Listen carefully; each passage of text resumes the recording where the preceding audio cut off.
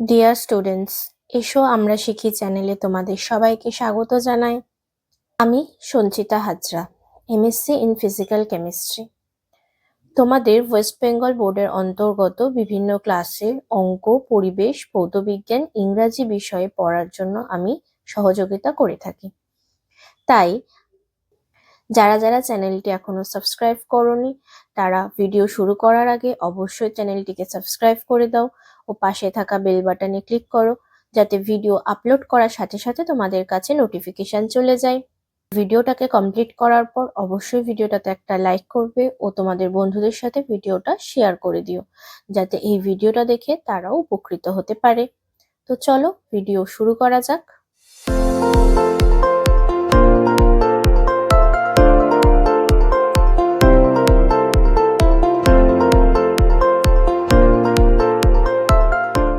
আজ আমরা পড়ব ক্লাস 5-এর পাতাবাহার বইটি। পাতাবাহারের মধ্যে আমাদের আজকের আলোচ্য বিষয় হলো পাহাড়িয়া বর্ষার সুরে গল্পটি। এই গল্পটির কোনো লেখকের নাম আমরা পাইনি। তো প্রথমে আমরা গল্পটার রিডিং পড়ব। পশ্চিমবঙ্গের উত্তরে হিমালয়। আমরা সবাই পশ্চিমবঙ্গের ম্যাপ সম্পর্কে জানি। তো তার উত্তরে রয়েছে হিমালয়। সেই হিমালয়ের পাদদেশে রয়েছে সবুজ বন, যার পোশাকি নাম তরাই।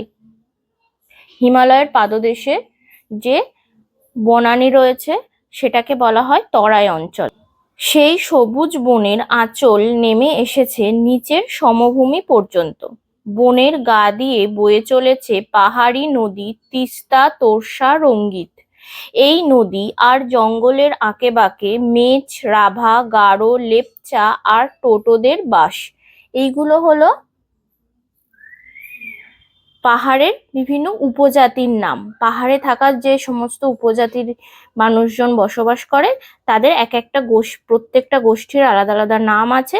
এইগুলো তার মধ্যে কতকগুলো: মেচ, রাভা, গারো, লেপচা, টোটো। গোষ্ঠীগতভাবে বসবাস করলেও গ্রামের আশেপাশের সমাজের লোকেদের সঙ্গেও রয়েছে এদের আত্মীয়তার সম্পর্ক। এদের প্রত্যেকের একটি করে নিজস্ব ভাষা আছে। সেই ভাষায় কত শত বছর ধরে রচিত হয়েছে এদের গল্প আর গান। এই আদি জনগোষ্ঠীর উৎসব পার্বণ উজ্জ্বল হয়ে ওঠে গানের সুরে, নাচের ছন্দে। দল বেঁধে মাছ ধরতে যাওয়া রাভা গোষ্ঠীর জীবনে এক আনন্দময় পর্ব। সেই রকম এক মুহূর্তের গান। এখানে যতগুলো গোষ্ঠীর নাম আমরা পড়লাম তার মধ্যে থেকে একটা গোষ্ঠী নিয়েছে রাভা, যাদের পোশাকের ধরন খানিকটা এই রকম, এবং তাদের একটা গান এই গল্পটাতে দিয়েছে, সেটা আমরা এবার পড়ব।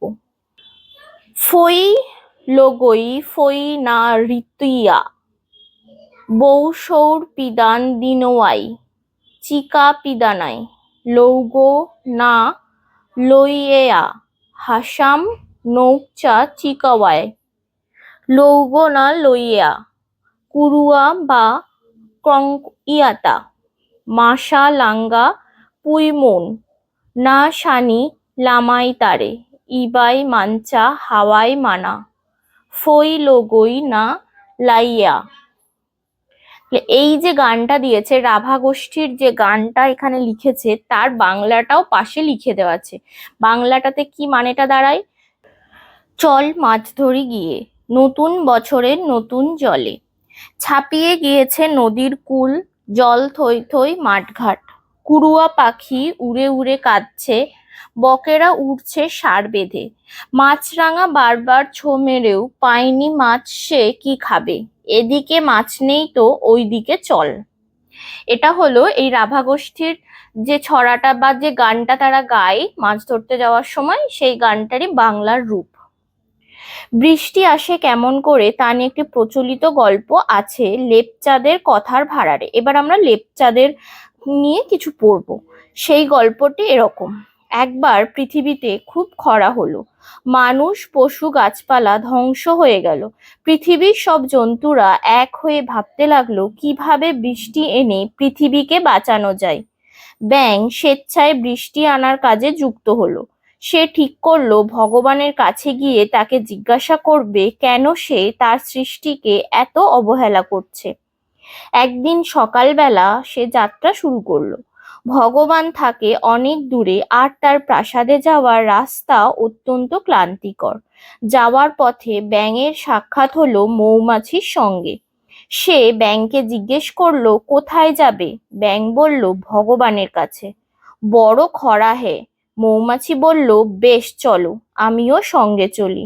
খরায় আমরাও নাকাল, জল নেই, ফুলের আকাল, মধু পাবো কোথায়। চলার পথে পরে দেখা হলো মোরগের সঙ্গে। সে ব্যাঙের কাছে স্বর্গে যাওয়ার কথা শুনে রাগত স্বরে বলল খরার ফলে সব ফসল নষ্ট হয়ে যাচ্ছে, দানা ছাড়া বাঁচবো কি করে, চলো আমিও যাব।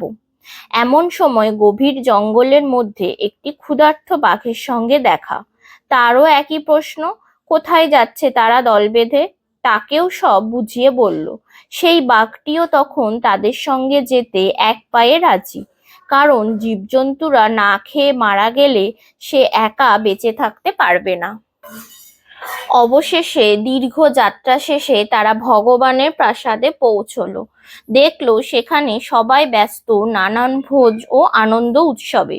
তাদের স্ত্রী ও মন্ত্রীদের মহানন্দ। ব্যাঙ বুঝতে পারলো কেন রাজ্যে এত অভাব, এত কষ্ট। রাগে উত্তেজিত হয়ে তারা গেল ভগবানের কাছে। তাদের দেখে ভগবান তার রক্ষীদের ডাকলো।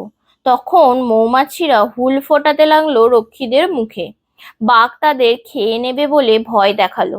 এই সব গোলমালের মধ্যে মোরগও তার ডানা ঝাপটে ভয় দেখাচ্ছিল। তখন ভগবান তার মন্ত্রীদের ডাকলো এবং তাদের গাফিলতির জন্য তিরস্কার করলো। এরপর তাদের জয়ের জন্য গর্বিত ব্যাঙ তখনই উল্লসিত হয়ে সরবে পুকুরে ফিরে গেল। তারপর থেকে যখনই ব্যাঙ ডাকে তখনই বৃষ্টি নামে। রাভা গানটি পশ্চিমবঙ্গ পত্রিকার জলপাইগুড়ি জেলা সংখ্যার জলপাইগুড়ি জেলার বর্ণময় লোকসংস্কৃতি নৃত্য ও গীত নামক প্রবন্ধ থেকে নেওয়া। এই যে গল্পটা আমরা পড়লাম পাহাড়িয়া বর্ষার সুরে, এই গল্পটার কথা বলা হয়েছে। প্রবন্ধটির লেখক সুনীল পাল। এই গানটির তর্জমাও করেছেন তিনি। অর্থাৎ গানটিকে যে রাভা গোষ্ঠীর যে গানটা রয়েছে ওদের ভাষায়, সেই গানটাকে বাংলাতে কে করেছেন, বাংলাতে অনুবাদ করেছেন সুনীল পাল। গানটির তর্জমাও করেছেন তিনি। এই যে গানটার কথা পড়লাম সেটা পশ্চিমবঙ্গ পত্রিকার জলপাইগুড়ি জেলা সংখ্যার জলপাইগুড়ি জেলার বর্ণময় লোকসংস্কৃতি নৃত্য গীত নামক প্রবন্ধ থেকে নেওয়া। উক্ত গানটির মূল পাঠ সংগ্রহ ও শব্দার্থ চয়নে সহযোগিতা করেছেন দয়চাঁদ রাভা। ঠিক আছে, যিনি লোকসংস্কৃতির একজন বিশিষ্ট গবেষক ও একাধিক গ্রন্থের প্রণেতা। লেপচাঁদের মধ্যে প্রচলিত গল্পটির তর্জমা করেছেন ঐন্দ্রিলা ভৌমিক। তারপরে আমরা লেপচাঁদের যে গল্পটা পড়লাম সেটার অনুবাদ করেছেন কে? ঐন্দ্রিলা ভৌমিক। ঠিক আছে, এখান থেকে আমাদের হয়তো ছোট প্রশ্ন আসলেও আসতে পারে। এরপর আমরা কি করব, গল্পটার প্রশ্ন উত্তর নিয়ে আলোচনা করব। প্রথম প্রশ্ন কি রয়েছে, পশ্চিমবঙ্গের যে কোনো একটি পাহাড়ের নাম লেখো। প্রথম প্রশ্নটা রয়েছে পশ্চিমবঙ্গের যে কোনো একটি পাহাড়ের নাম লেখো। আমি এখানে লিখেছি পশ্চিমবঙ্গের পাহাড়ের নাম হলো অযোধ্যা পাহাড়, শুশুনিয়া পাহাড়, জয়চণ্ডী পাহাড়, মামা ভাগ্নে পাহাড়। এই চারটে বা আরো যেগুলো আছে তার মধ্যে থেকে যে কোনো একটা নাম লিখলেই হয়ে যাবে। পাহাড়ের কথা বললে কোন ছবি তোমার চোখের সামনে ভেসে ওঠে? আমি আমার মতো করে লিখেছি, তোমাদের ভালো লাগলে তোমরা এটা লিখতে পারো বা তোমাদের পছন্দ মতো কিছু লিখতে পারো। পাহাড়ের কথা বললেই চোখের সামনে ভেসে ওঠে বিশাল উঁচু পাহাড়ের সারি, দূরের পাহাড়ের মাথায় সাদা সাদা বরফ, পাহাড়ের পাদদেশে সবুজ জঙ্গলে মোড়া, পাহাড়ের গা বেয়ে নেমে এসেছে পাহাড়ি ঝর্ণা, পাইন গাছের বিস্তৃত বনভূমি, আর তার মাঝে মাঝে পাহাড়ি ছোট ছোট গ্রাম। নেক্সট প্রশ্ন কি রয়েছে, বর্ষায় মাছ ধরা নিয়ে তোমার অভিজ্ঞতার কথা কিংবা মাছ ধরা নিয়ে তোমার পড়া একটি গল্প বা ছড়া লেখো। এখানে আমি আমার অভিজ্ঞতার কথাটা লিখেছি। বর্ষার সময় সব পুকুর খাল বিল ভেসে গিয়ে নদীতে অনেক মাছ পড়ে। এই সময় আমরা বন্ধুরা মিলে খুব আনন্দ করে মাছ ধরতে যাই। পুকুর ও খালের জল যেখানে নদীতে এসে মেশে সেখানে একটা জাল পাতি আর তারপর সবাই মিলে ছিপ ফেলে মাছ ধরতে বসি। আমাদের এই সময়টা খুব আনন্দে কাটে। প্রতি বছর এই সময়টা আমরা এইভাবেই মজায় কাটাই।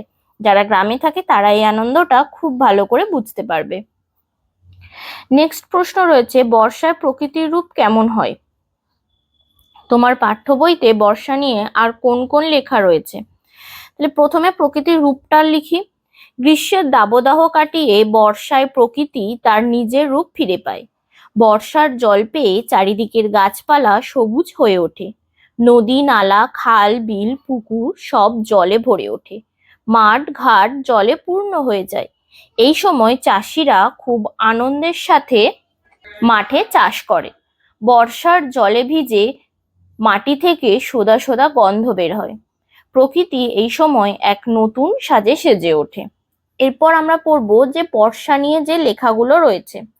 বর্ষা নিয়ে আমার পাঠ্য বইতে রবীন্দ্রনাথ ঠাকুরের লেখা বৃষ্টি পড়ে টাপুর টুপুর ও বিভূতিভূষণ বন্দ্যোপাধ্যায়ের লেখা তাল নবমী লেখাটা রয়েছে, যেটা তোমরা সূচিপত্র থেকে পেয়ে যাবে। 2 নম্বরে বাক্য মেলাতে বলেছি, ক আর খ এর সাথে মেলাতে বলেছি। দেখো আমি মিলিয়ে দিয়েছি। চলো মাছ ধরি গিয়ে নতুন বছরের নতুন জলে, মাছরাঙা বারবার ছো মেরেও পায়নি মাছ, কুড়ুয়া পাখি উড়ে উড়ে কাঁদছে, বকেরা উড়ছে সার বেঁধে, ছাপিয়ে গিয়েছে নদীর কূল। এটা রাভাদের যে গানটা রয়েছে সেই গানের যে বাংলা অনুবাদ সেখান থেকে এখানটা করা হয়েছে। তারপরে রয়েছে প্রদত্ত সূত্র অনুসারে গানটি থেকে গল্প তৈরি করো। ঠিক আছে, তো নতুন বছরের নতুন জলে আনন্দ করে সবাই মিলে মাছ ধরতে যাই, ওখানে আমরা কবিতার মতো করে পড়েছি, এখানে আমরা সেটাকে গল্পের রূপে লিখেছি। বর্ষার এই সুন্দর প্রকৃতিতে চারিদিক নতুন প্রাণ জেগে উঠেছে।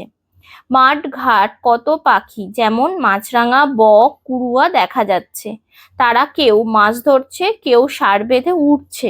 তারপর এখানটা আমাদের জায়গা পাইনি বলে আমি এখানে লিখে দিয়েছি কেউ উড়ে উড়ে কাঁদছে, কুড়ুয়া পাখির কথা বলা হয়েছে। একদিকে মাছ না পাওয়া গেলে অন্যদিকে চলে যাচ্ছে। এটা তাহলে